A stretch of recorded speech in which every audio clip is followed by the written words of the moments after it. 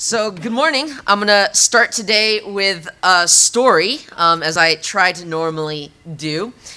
And I want you to imagine that there was a guy in an airport.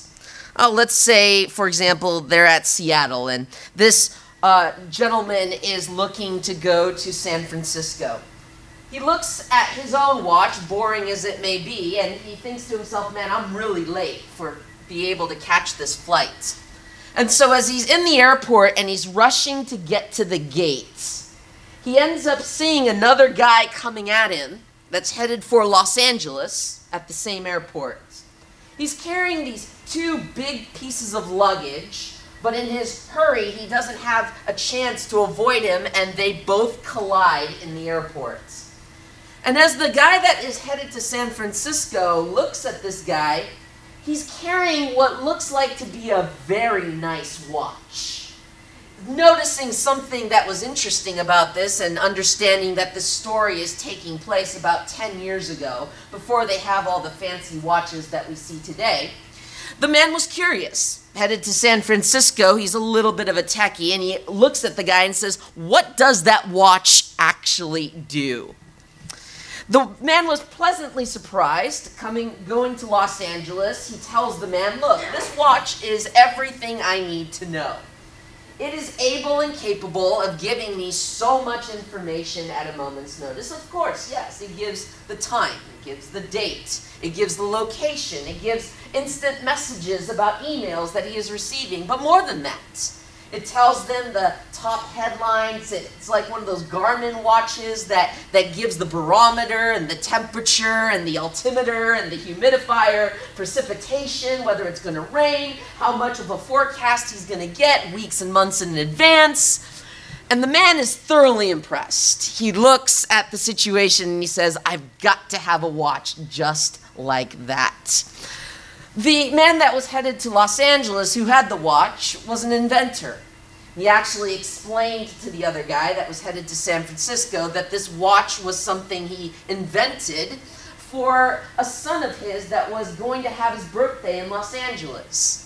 And so he explained to the man going to San Francisco that he doesn't really want to sell the watch. It was something that was going to be precious to him and meant something to him. The man from going to San Francisco didn't want to take no for an answer. He was so impressed by what that watch was going to be able to do. So he said, "Let me give you a price and you tell me.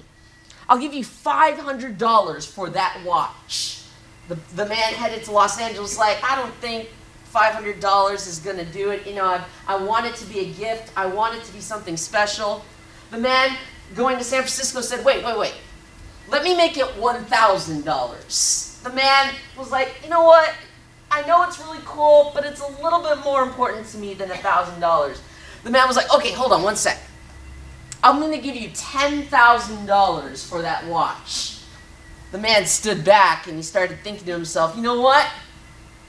I can definitely invent another watch for my son for $10,000. I can definitely give my son like $5,000 on top of the watch that I would invent for him later on. Probably design a better model. Sure, I'll give you that watch for $10,000. So the man that was headed to Los Angeles takes off his watch and hands it to the guy in the airport. The man that's headed to San Francisco is so excited, he puts on that watch and he rushes to his gates. Little does he know that the man that was headed for Los Angeles says, wait, hold on, before you go. You need to take these two pieces of luggage with you. These are the batteries for the watch. Brothers and sisters, today I want to count the cost of discipleship. I believe that in our haste, in our desire for eternal life and a relationship with Jesus Christ, we have failed to count the cost of discipleship first. We failed to have that moment of pause of realizing that once we cross that line into choosing to commit to follow Jesus Christ, that the cost of what we got ourselves into is more than what we realized. So brothers and sisters, today I believe that if we are to accept to count the cost of discipleship, not only will we ourselves become disciples of the Master, but we ourselves will be capable of bringing other people to also follow Jesus Christ. And can I suggest really fast on a brief note? You say you're a Christian, but how many disciples have you made? And maybe the reason why you haven't made disciples is because truly you haven't counted the cost of discipleship. That nobody has given you a moment of pause to consider the cost of following Jesus Christ. And because you haven't counted that cost, honestly, the replication of discipleship in your life has been going shallow. The passage that we're going to look at this morning is from Matthew chapter 8. And in Matthew chapter 8, we have a couple of things actually taking place. First of all, from chapters 5 to 7, we have Jesus' first message to us, the Sermon on the Mount.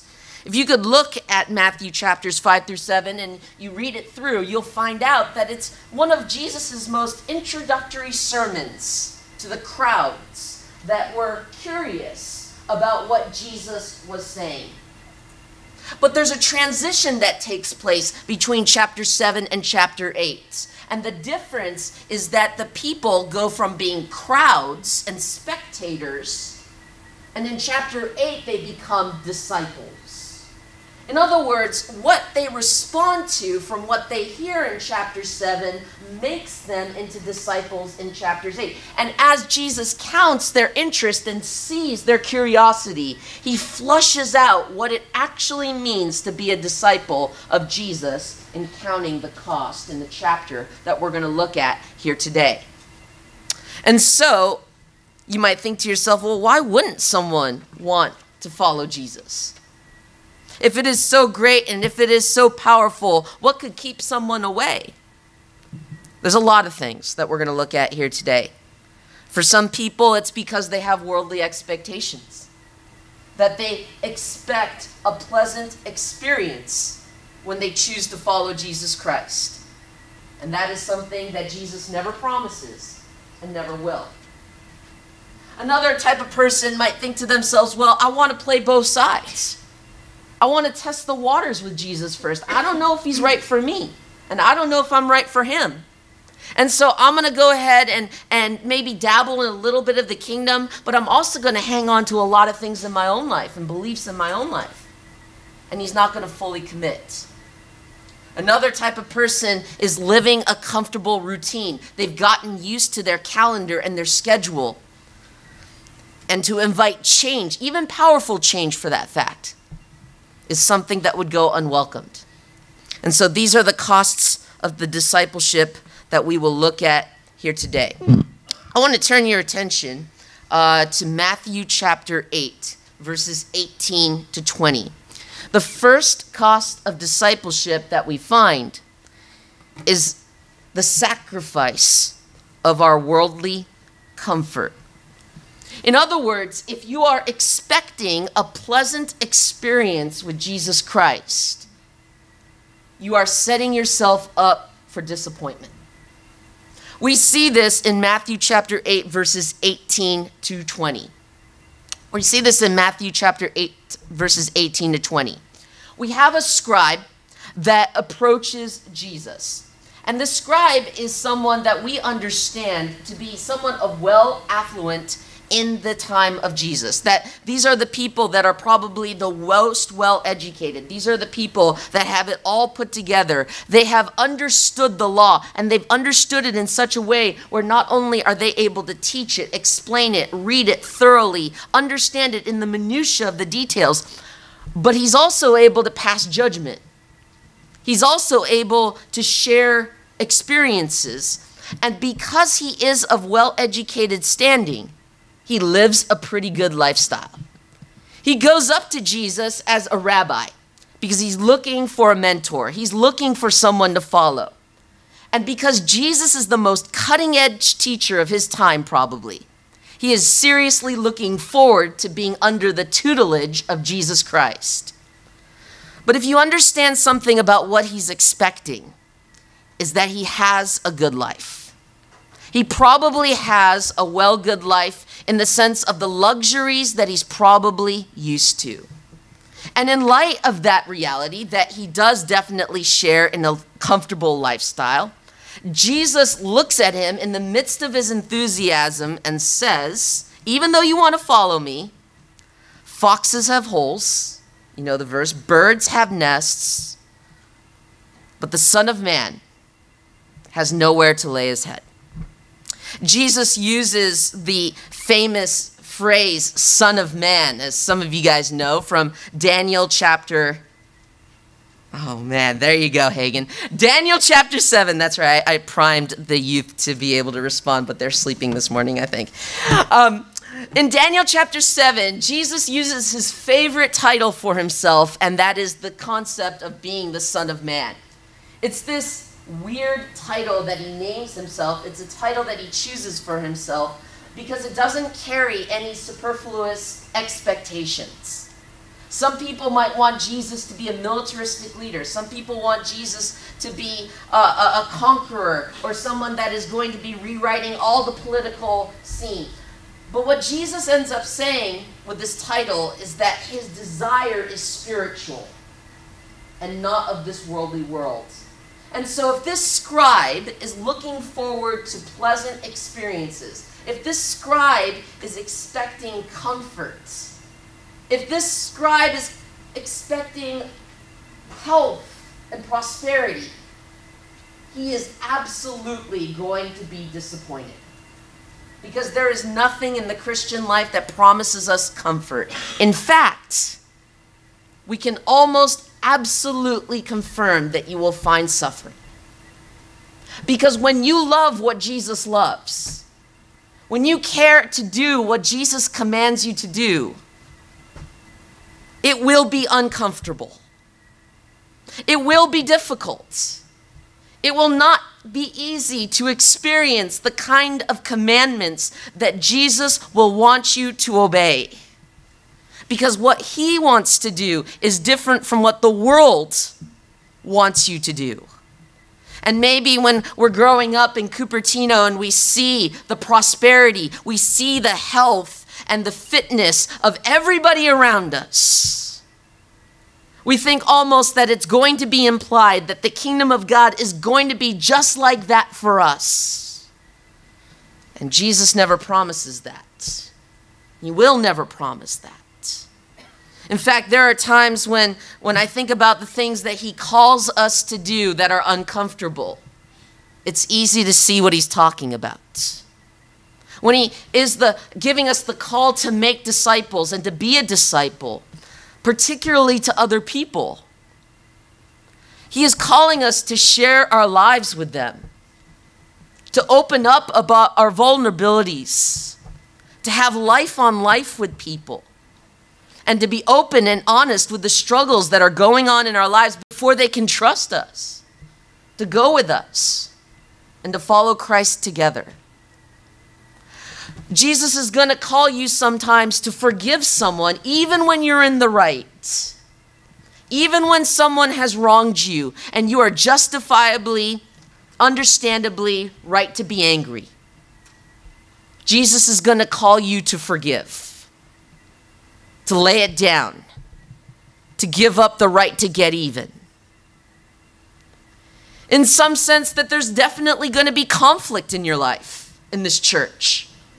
There's going to be disagreements that you have with someone else on the other side of the room. And Jesus is going to command you to uncomfortably go to that person, communicate to that person, reconcile with that person, even though you see it in the world as an inconvenience to be avoided. Jesus says, no, I want you to step out of your comfort and extend a hand to someone else. Jesus may ask you to lay down your wealth, to go out and enter into the ministry. Jesus might call you to tithe. Jesus might show you someone in need here in this church. And he's going to call you not just to spend time with this person, not just to pray for this person, but when you find out that this person has financial situations that can be covered by you, he's going to call you and challenge you to open up your pocketbook and help them because they're part of the church. Will it be uncomfortable? Will it go counter to the values and the traditions and the prosperity of this world? Yes. But it's this sense where we are doing things now for him and not for ourselves. That leads us into the second point of the cost to follow Jesus. This is sort of the heart of the message here today that I want to highlight. And that is when we choose to follow Jesus, our values and beliefs must be submitted to Christ. In other words, what he says and what he wants always supersedes anything that this worldly time would value. We see this in Matthew chapter 8, verses 21 to 22. And I realized that I made this verse the theme verse, so to speak, for this message. And it's actually some of the most harshest words that we find in the Bible. There is another disciple that comes up to Jesus and wants to follow Jesus immediately after the scribe is responded to. And he says, "Lord, please," it says in verse 21, "let me first go and bury my father." This is a famous request because it's like, oh, that's so nice. This disciple wants to go and take care of his family before he goes and follows Jesus. This disciple wants to handle first things first, so to speak, before he becomes a disciple. And you think to yourself, well, that seems to be right. I mean, in the Old Testament, it says, honor your father and mother. And it also, Paul repeats that and says that this is the first commandment in the 10 Commandments that comes with the promise that it will go right with you in the future if you honor your parents. Furthermore, one of the best ways that we can glorify God in our lives is by honoring our parents. So what's so wrong about him wanting to bury his father before he chooses to follow Jesus? Look at what Jesus responds. He says, "Follow me and leave the dead to bury their own dead." And then you look at that phrase and you're like, man, that's harsh. This guy just wants to be a blessing to his family. And Jesus is saying, walk away from them and let the dead bury their dead. Is Jesus being insensitive? Is Jesus just being ridiculously harsh? I believe that what Jesus desires is for the disciples of him to have a complete commitment to follow Jesus Christ. What I find in this passage is a disciple that wants to serve two masters at the same time. That while he has a desire to follow Jesus, at the same time, he also wants to satisfy the expectations of the world. And by trying to satisfy both beliefs at the same time, he's going to end up missing it with Jesus completely. I've heard this many times when I've talked to older people. They give me a phrase that kind of bothers me, and it's kind of different in the way you look at it with culture. But I hear this over and over, this one word called balance. You need to have balance in your life. If I look at the word balance, it makes sense when it comes to the comparison of work and recreation.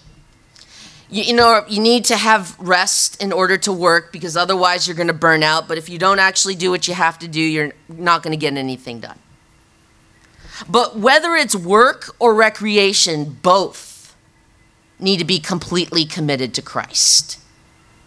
That both are going to be completely committed, but notice I didn't say perfectly committed.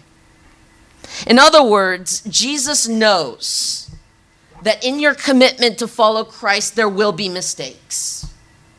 Jesus knows that it's going to take time for you to figure this out. But it's this complete commitment that we have that even when we don't have everything right, and even when everything is not yet centered on Christ, that there's a persistent commitment on our part to make everything focused on him. That in spite of all the mistakes and all the faults and all the things that we've done wrong, that we're constantly, persistently wanting to follow him completely with our lives. I think that the reality of why we cannot completely follow Christ and why we try to play both sides at the same time is because we have failed to realize how precious a discipleship with Jesus Christ truly is. We have failed to see the urgency of the invitation to count the cost to follow Christ. For if we understood how valuable his kingdom is, and if we have understood how valuable being his disciple truly is, and how important it is for the mandate of making disciples of all nations, then we would be just like Matthew, who left his tax collector's booth immediately to follow Christ, like the Samaritan woman who dropped everything to tell everybody about the person that she found. Why? Because he was the best thing that she and Matthew ever found in their lives. When we realize how precious the kingdom is, we will completely commit to it. And with that said, we learn that these values are made. I'm going to turn back here to my notes. So, how do we put this into action, this point? I want to challenge you here today to rewrite your values. We had a retreat, snow retreat for our youth. And I really, really enjoy the way that our speaker brought this point home for us today. He said, consider the reality of your relationship with Jesus and let that sit to the values that you make every single day. Consider the fact that you have a discipleship one-on-one with the creator of the universe in your life.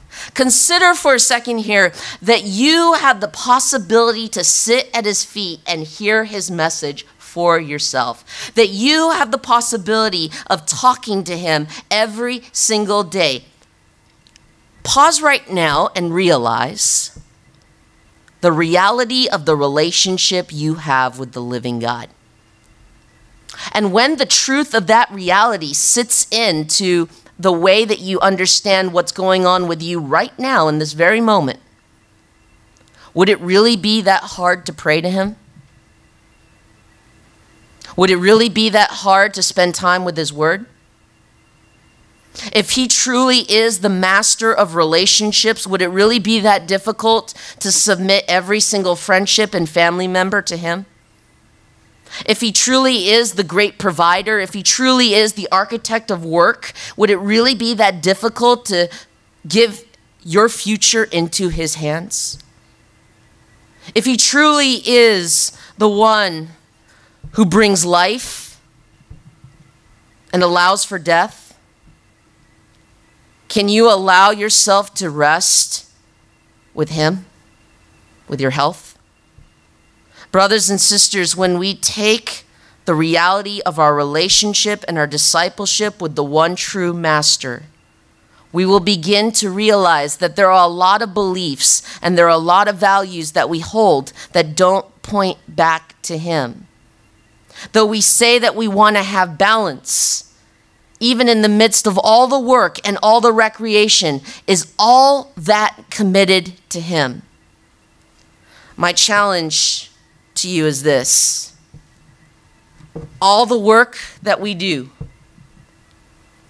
all the education that we take, with every family relationship we have, all of those things are a means to an end of making disciples. The reason we work is to make disciples. The reason we rest is to make disciples. The reason we go to school is to make disciples. The families that we have is a window to make disciples. When this complete commitment is made in our minds, we can see how everything is working for that one end goal. And that is the last point today to make. And that is going to change the way we live our lives every single day. The third cost of following Jesus Christ, and we will end with this point, is that it will change the everyday routine that we will have. This comes to us in Matthew chapter 8, verses 28 to 34. In this passage, Jesus goes to a new country, a new territory. And when he enters near to that city, there is a demon-possessed man. If you look at the Gospel of Mark, it says it's one man. If you look at the Gospel of Matthew, it says there's two. And these demons are somehow kind of attracted to Jesus. I guess the understanding is that he is the light of the world. He is the creator of the universe. And so these demons, who are normally in the outskirts of the town and the city, are attracted to the spiritual phenomenon that has entered into their territory. And so these demons rush to find Jesus, and they're super surprised to what they found, and they probably find themselves into a trap, realizing that this truly is God himself who will one day come and destroy them and wipe them off the face of the earth. And they feel tormented because they're worried about what Jesus is going to do with them now that they have had an encounter. And it's interesting the way that Jesus opens up this conversation. In the Gospel of Mark, we learn that the name of the demon is called Legion, probably because either he's the head honcho of everyone that is being possessed, or he is probably the spokesman of 1,000 demons. And so what we find out is that Legion claims that Jesus is the Son of God, which he is absolutely correct. But they have a negotiation.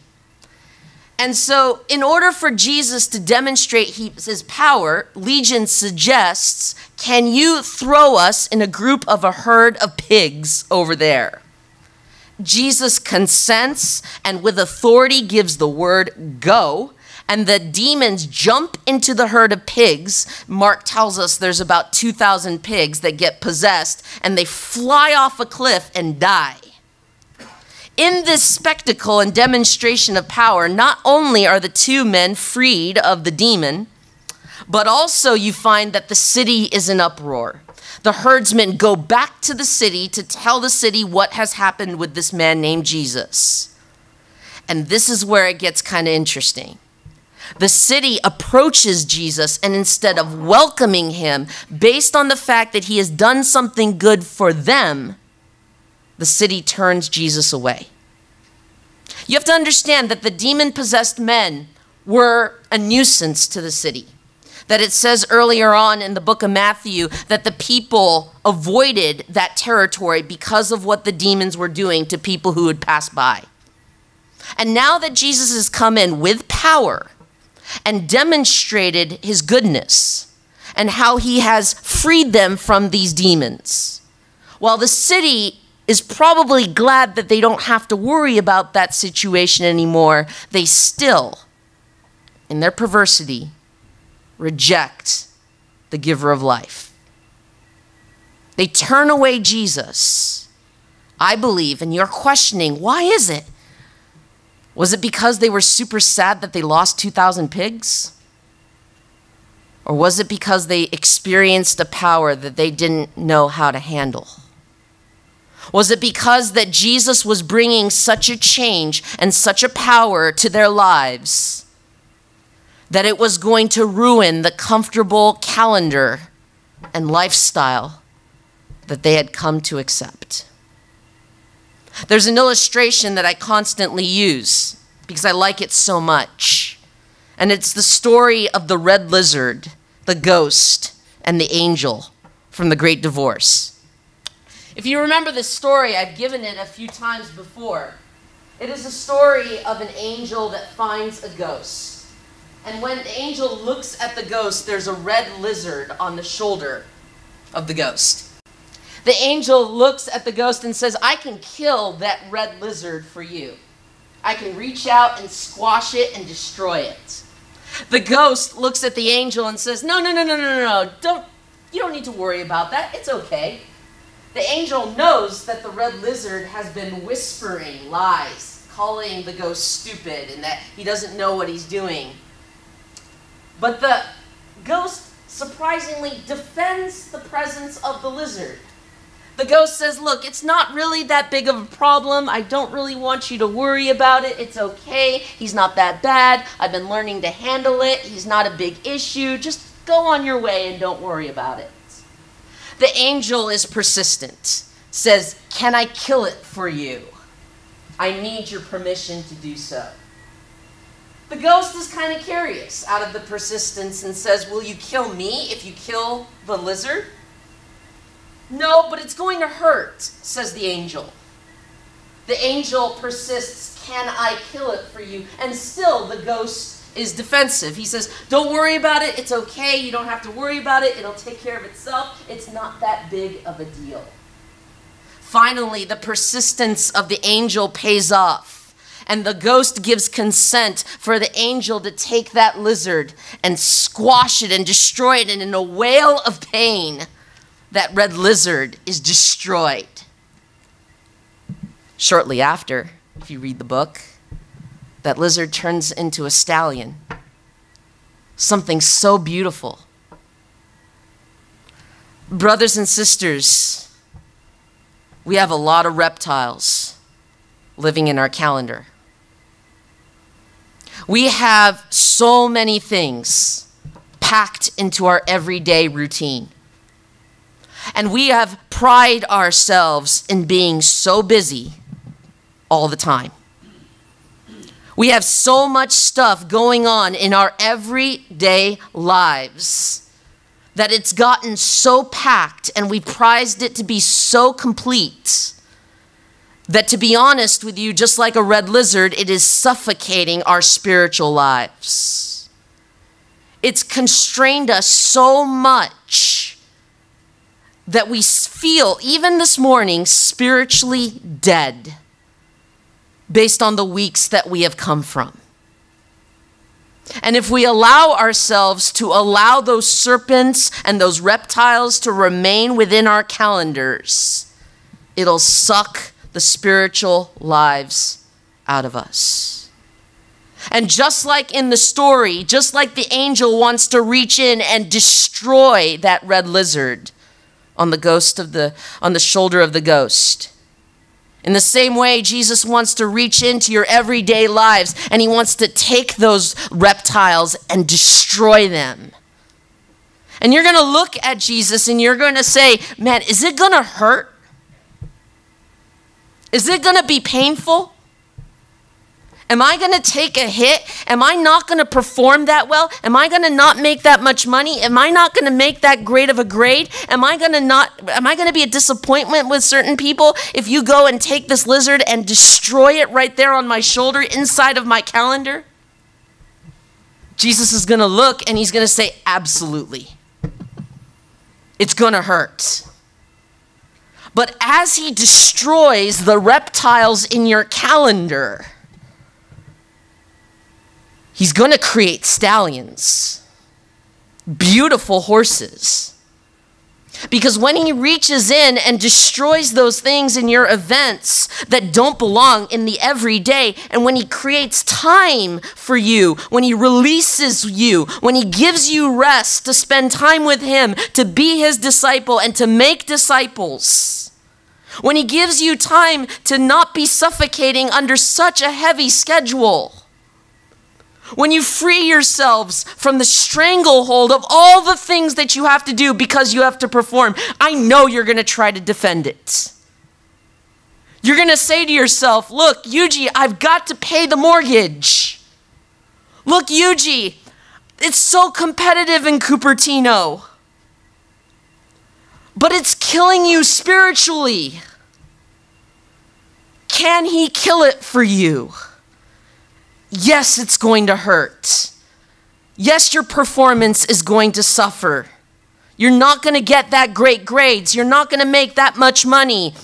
But in the time that God gives you, you're going to see stallions start to show up in your lives. Not just in the discipleship that you're going to have with Christ, but you're going to see with the time that you spend making disciples with people in your life, with the time that you freed up to be with others, and in those types of relationships that aren't just relationships that you hang out with people, but the kind of relationships where you actually disciple people.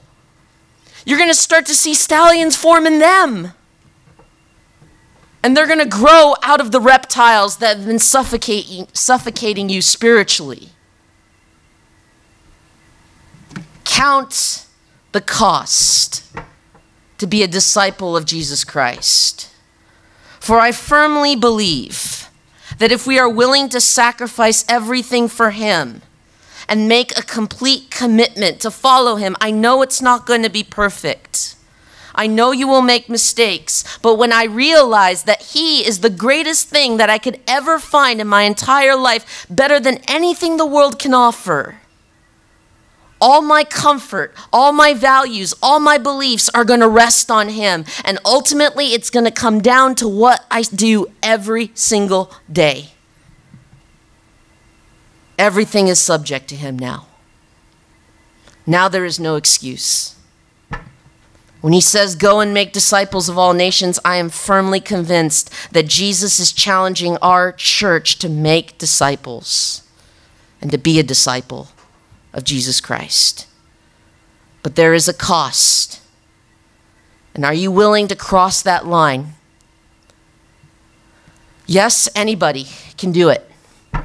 No matter where you've come from, no matter how sinful you are, no matter how far you have fallen, everyone is welcome to cross the line to follow Jesus. No one is exempt because it's never by us, but it is by him that we have a chance to be part of his kingdom. The invitation is open to all, but when you cross that line, you have to count the cost. And there's some people that aren't willing to pay the price and make the sacrifice. And Jesus has consistently said that those are not fit for the kingdom of heaven. Brothers and sisters, I want to close with this today, but I hope that you do count the cost of following Jesus. For if we do this, I believe not only would we be disciples ourselves, but also we would see disciples being made in this church.